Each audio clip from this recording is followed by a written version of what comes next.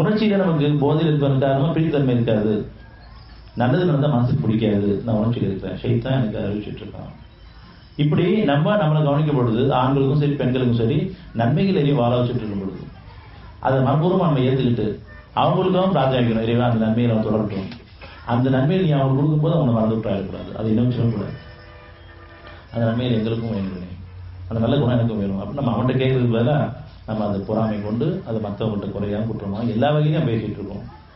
இந்த எண்ணங்களும் பேச்சுகளும் செயல்களும் நம்முடைய கெட்ட பார்வையிலும் தான் நம்முடைய கஷ்டங்களுக்கு காரணமாகும். அப்ப இறைவன் நமக்கு காமிக்கிறது 2 பாதையும் உங்களுக்கு காமிக்கிறேன். 90:10 அத்தியாயம் 90:10 அன்றின் 2 பாதைகளை நாம் அவனுக்கு காண்பித்தோம். ஒவ்வொரு மனிதனுக்கும் 2 பாதை இருக்குது. ஒன்னு உணர்ச்சியின் பாதை, உணர்வின் பாதை.